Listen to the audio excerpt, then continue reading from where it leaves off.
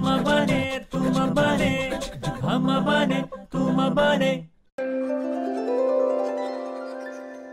अरे पण का तू इतका पसारा करतोस नेहमी? जागच्या जागी ठेवता येत नाहीत का वस्तू तुला? होतो हर्षदा. कधी ठेवणार होतास? कधी म्हणजे? दरवेळेला मी जेव्हा रूम आवरायला घेते तेव्हा सुचतं तुला हे वाक्य, पण तू कधीच आवरत नाहीस. दुसरी कोणी असती ना तर निघून गेली असती ताबडतोब आई बाबाकडे माहेरी. मग तू पण जा ना माहेरी, तुला कोणी थांबवलंय? जा, जायचंय तर. आय एम सॉरी मी चुकून बोललो, माझ्या लक्षात नाही आलं. I am sorry. ठीक आहे ना, ठीक आहे. मला आई बाबाच नाही येत ना, त्यामुळे माहेरी जाणार कसं मी बॅग भरून? तुझा दोष नाहीये, तुझा दोष नाही. कोण म्हणतं तुला माहेर नाहीये? चल बॅग भर. हा नीट वागत नाही ना तुझ्याशी, मग तू चल माझ्याबरोबर माझ्या खोलीत राहा. छान अगदी निवांत. आणि आपणचं काय? त्यांचं काय, ते इथे राहतील 2 दिवस. तू चल ग, बॅग भर चल. आई पण तू बॅग भर, तुला माहेरी जायचंय ना, मग चल चल चल, मी आहे ना.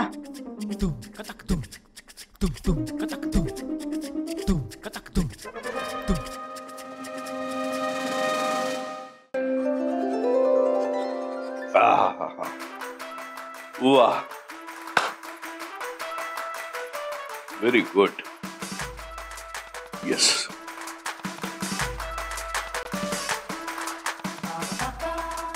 वाह रे वाह.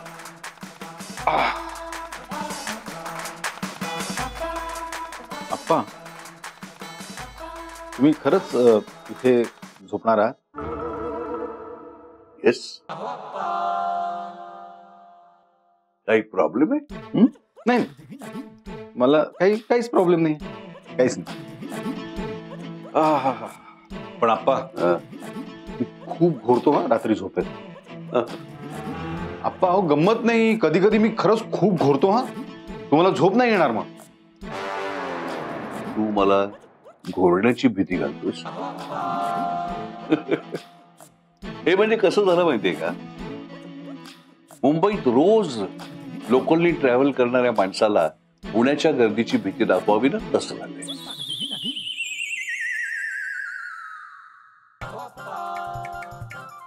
पण अप्पा, मी काय म्हणतो की काय म्हणू नको. एक दिवस नाही झाला हर्षदा माहेरी जाऊन तू अख्ख्या बेडरूमची टॉवेल पडल्यावर तिकडे खेळला. हर्षदा असताना पण तो असाच असतो. असाच पडू रोज? नाही, म्हणजे नंतर हर्षदा उचलते ना तो. का? तुझा टॉवेल तू नाही उचलत? असा तू तिचा छळ करतोस ना, म्हणून ती तुला सोडून बाहेर निघून गेली. अहो, काहीतरी काय बोलताय अप्पा, इथे खाली तुमच्या रूम मध्ये तर गेली आहे. अरे किती दूर गेली याला महत्व नाही, पण तुझ्यामुळे गेलीये ना. अप्पा, मग खाली तुम्ही माझ्या सासऱ्यांचं बेरिंग घेतलं होतं आणि आता आमच्या रूम मध्ये आल्याबरोबर लगेच तिच्या सासऱ्यांचं बेरिंग घेतलं. काय टाइमपास आहे हा? I don't know. म्हणजे टाइमपास आहे की नाही हे मला माहिती नाही, पण एकूण तुझा गोंधळलेला चेहरा पाहता माझा टाइमपास उत्तम होणार याच्यात काही शंका नाही. अहो अप्पा, काय काय शर्ट पडलेला, पॅन्ट पडलेली, तुला घडी घालून ठेवता येत नाही रे? अरे बायको एक दिवस बाहेर गेली, तू या बेडरूमचं काय गोडाऊन करून टाकलंस? आई, आई कुठे? आई गेलीये बाहेर. काय नाही, का ते विचार. या तुझ्या बापामुळे गेली. अहो अप्पा, हे बघ, टॉवेल इथे पडलेला, कपडे इथे पडलेले, नीट काही घड्या करून ठेवत नाही. हा, तुझी आई तरी काय काय आणि किती करणार ग शेवटी. म्हणून मग गेली शेवटी वैतागून माहेरी तुझ्या आजीकडे. पण आजी तर ती नाही आजी, म्हणजे आपली आजी ग, खाली गेली आहे यांच्या रूम मध्ये. काय? आई तुझ्यावर वैतागून माहेरी जाते असं म्हणाली आणि आजीच्या रूम मध्ये राहायला गेलीये. बघितलं अप्पा, तिला सुद्धा हा पोरकटपणा वाटतोय. अरे पोरकटपणा काय, कसलं भारी आहे. मी पण जाते आजीच्या रूम मध्ये. हो अरे रेहा, अगं हे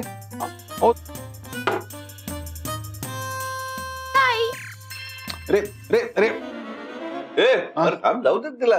काय अरे मुलांना सुद्धा वाटतं कधी कधी आजोळी जावं म्हणून. जाऊ दे, जाऊ दे.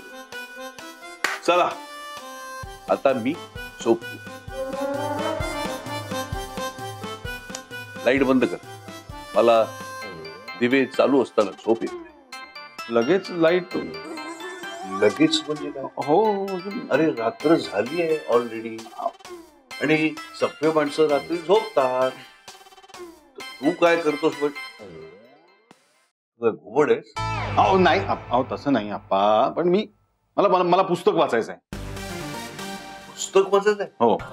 ही एक चांगली सवय आहे बाबा तुला. वा वा वा, खूप छान खूप छान. एक काम कर, लाईट घालव आणि मोबाईलच्या उजेडामध्ये तू तुझा पुस्तक वाचायचा कार्यक्रम उरक. तर ती उशी दे. अरे माझी उशी दे मला. माझं पांघरूण घाल मला आणि लाईट घालव रे बाबा. वा रे वा.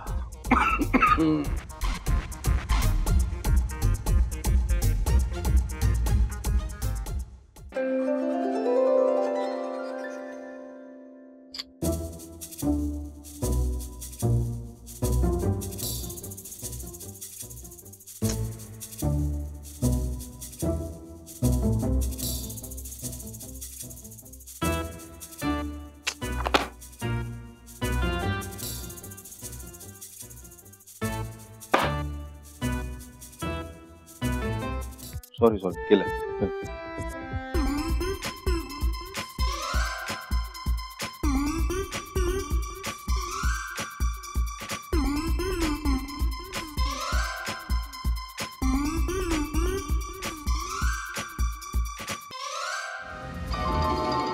आवाज ऐकू येतोय अजून.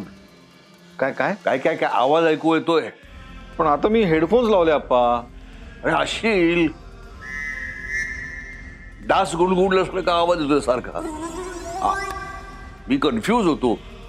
मी खरंच डास गुणगुणतोय का मी गाणं ऐकतोय. म्हण का मग आता काय करू मी?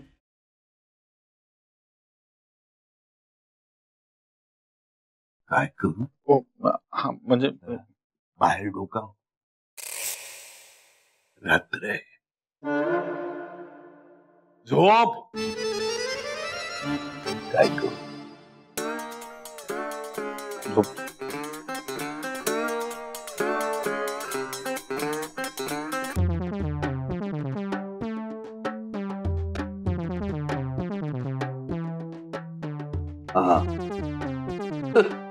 काय करू?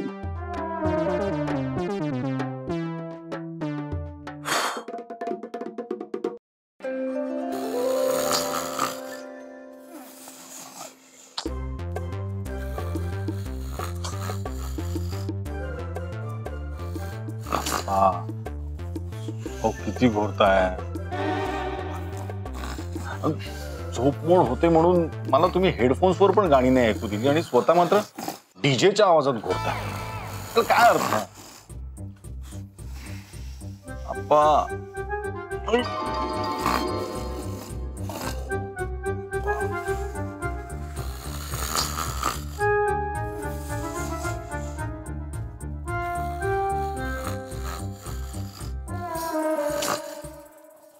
आता कळतंय हर्षदाला किती त्रास होत असेल माझ्या घोरण्याचा.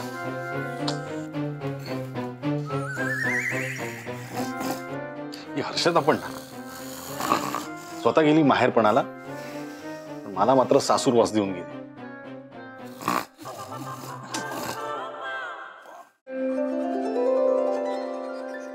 मग काय?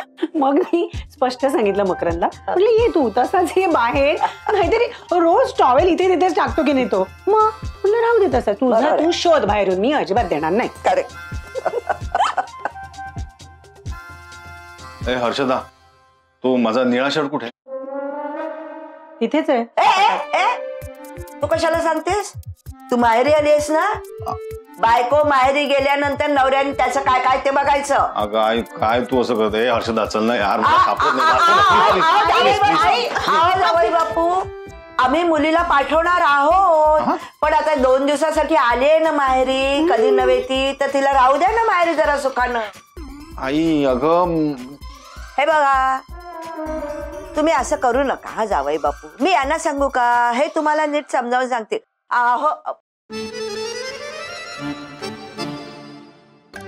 नको नको नको, आप्पांना यात आणू नकोस ना, माझी वेगळी शाळा घेतील ते. हो ना, अहो मग आम्ही पाठवू तिला. तुम्ही सारखं सारखं येऊन असं तिला नेतो नेतो असं करू नका ना. हा, तर काय सांगत होतीस का तुझ्या नवऱ्याबद्दल? हो आई, इतकं मारतो मला नवरा, काय सांगू. अगो बाई, ए! अरे वा चकल्या. तुमच्यासाठी नाही दादा, माझी ताई आली ना माहेरी.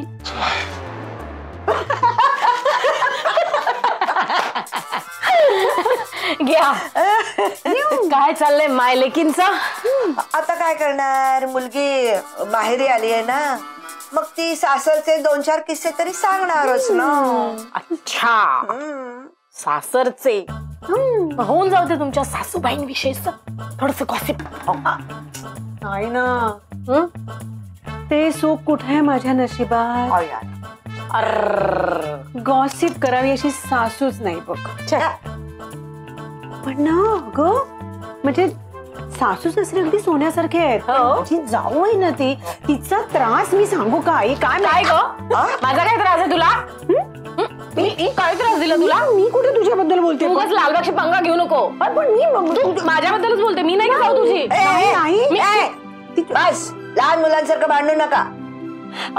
आई तुम्हीच म्हणालात ना की माहेरी आले, मग लहानपण सारखा दंगा नको का करायला? असं म्हणताय, भांडा. भांडा आता तू. अरे मला तू माझ्या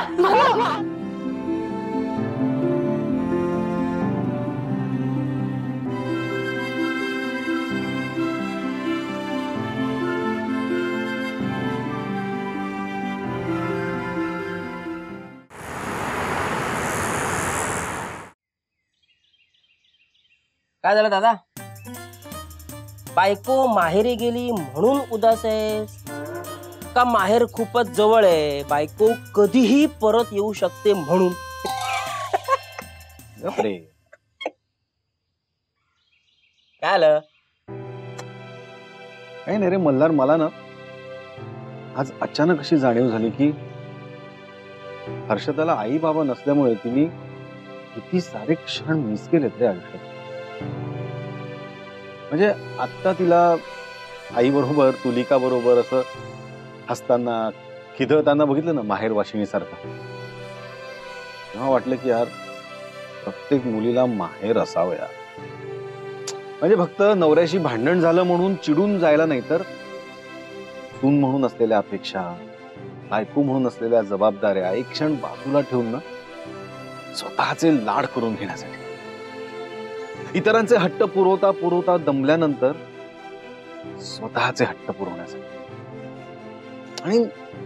आणि सगळ्यात महत्वाचं म्हणजे जिथे मन मोकळेपणाने हसता येईल, वयाचं भान विसरून मस्त बागडता येईल, असं मायेचं अंगण असण्यासाठी. खरं दादा, शेवटी माहेर ते माहेरच. आता ही तुलिका जेव्हापासून अण्णांबरोबर पॅचअप झालं ना, नुसतं नाव काढलं लालबागला जायचं, संपला विषय. नुसती अशी नॉस्टॅल्जिक होते पुढचे 2-3 दिवस. मग लहानपणचे किस्से काय सांगेल, लालबाग मधला वट काय सांगेल, त्याचे ते अण्णा, मम्मी आणि भाऊ यांचं कौतुक काय करत राहील. पुढचे 2-3 दिवस अशी नुसती लहान मुलासारखी नुसती बागडत असते. म्हणजे तिला इकडे असं काही कमी आहे अशातला भाग नाहीये, पण माहेरची ना तिला अशी एक वेगळीच ओढ आहे. बरोबर आहे रे. म्हणजे सासरी कितीही सुख मिळत असलं ना, तरी माहेरचं सुख काही वेगळंच असतं. आपल्याला नाहीच कळणार. आपल्याला काय कळणार? आपण आपले कायमचे माहेरवाशी, आपल्याला काय कळणार माहेरवाशी असण्याचं सुख. पण एवढं नक्की कळतं की प्रत्येक मुलीला एक क्षण मिळाला. आज माझ्या चुकून बोलण्याने आणि आईने मनावर घेतल्याने घरातल्या घरात का असेना पण हर्षदाला हे सगळे क्षण असे जगताना बघून इतकं भारी वाटतंय. दादा, वहिनीला माहेर म्हणजे तुला सासर नाहीये, त्यामुळे तू सुद्धा असे खूप असे भारी क्षण मिस केलेस. कुठले? बायको माहेरी जाण्याचे, जे अण्णांच्या कृपेने आजकाल माझ्या नशिबात वारंवार येत असतात. सांगू तुलिकाला? नको नको तुलिका, नको दादा, पुढच्या वेळेपासून तुलिका मला पण घेऊन जाईल तिच्या बरोबर लालबागला, आणि माझे आवडते क्षण तिच्या आठवणीतले मी मिस करीन ना. आता हे कुठले? तुलिकाला मिस करण्याचं, तिची आठवण येऊन तिला मेसेज करण्याचं. आप्पांनी जसं आईला पत्र लिहिलं होतं ना, तसं पत्र लिहिण्याचा विचार करण्याचा, आणि मग माझं अक्षर आठवून पत्र लिहिण्याऐवजी मेसेज करण्याचे. खरंच सगळे क्षण मी मिसच केले आयुष्यात.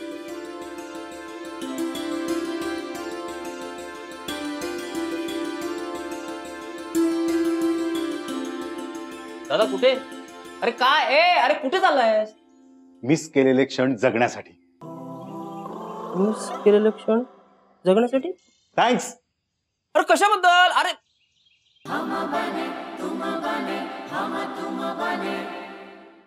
हे बघ, हे ना आपण असा कापूस ना असा हे करून घ्यायचा, हा, त्याला जर असा आकार द्यायचा आणि मग त्या हातावर असं ठेवायचा. कोण आहे? पोस्टमन. पोस्टमन?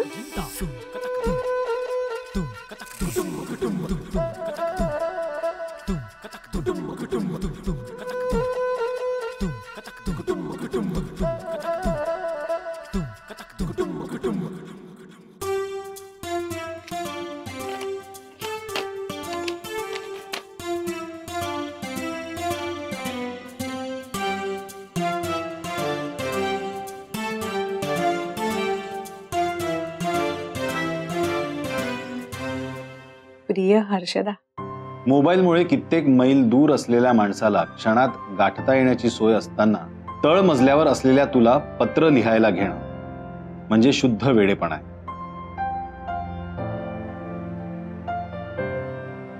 पण तू आजवर माझा खूप सारा वेडेपणा खपवून घेतलायस, त्यात या वेडेपणाची भर. पण हा वेडेपणा करण्याचं कारणही तसंच आहे. आज आयुष्यात पहिल्यांदा तुझं माहेरी जाणं अनुभवतोय. बायकांचं माहेरी जाणं हा पुरुषांसाठी एक आनंद सोहळा असतो असं गमतीत म्हटलं जातं खरं, पण खरंच तसं असतं का? सहज सुचलेली कविता लगेच तुला ऐकून दाखवली की येणारी तुझी दाद, टॉवेल टाकला की तुझी येणारी हाक, आणि एकमेकांना समजून घेण्यापासून ते रेहाच्या भविष्याची स्वप्न विणण्यापर्यंत सगळ्या विषयांवर गप्पांनी ही खोली कायम उजळलेली असते. आज मात्र अचानक तू माहेरी गेल्यानंतर या खोलीत भरून राहिलेली शांतता माझ्यासाठी असहनीय झाली. तुझा ओरडा, तुझा हट्ट, तुझा आग्रह, तुझी प्रेमळ हाक या साऱ्याला आसुसलेल्या भिंतींच्या साक्षीने तुझ्या नसण्याचा आनंद सोहळा मला तरी साजरा करता यायचा. क्वचितच येतो दुरावा, वेदना अशी जणू श्वास हरवावा, असं काहीसं झालं. बऱ्याच दिवसांनी माहेरी गेली आहेस, त्यामुळे लगेच निघून ये म्हणणार नाही, पण जमल्यास लवकर ये. I miss you. तुझाच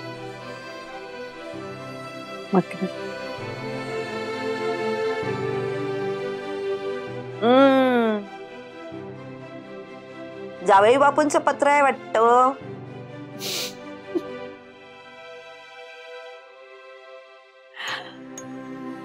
सासरी जायला लागणार आई.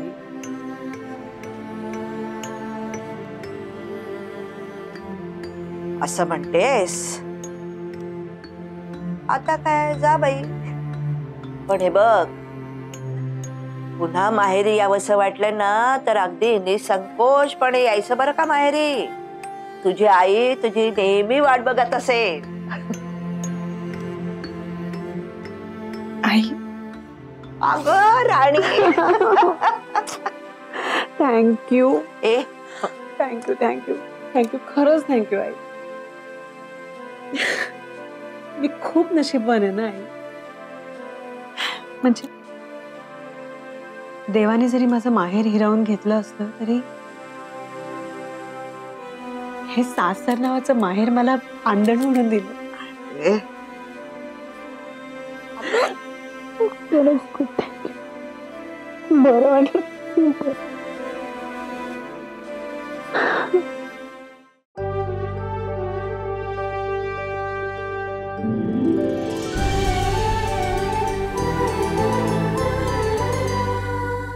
अधिक माहितीसाठी सोनी लिव्ह ॲप डाउनलोड करा.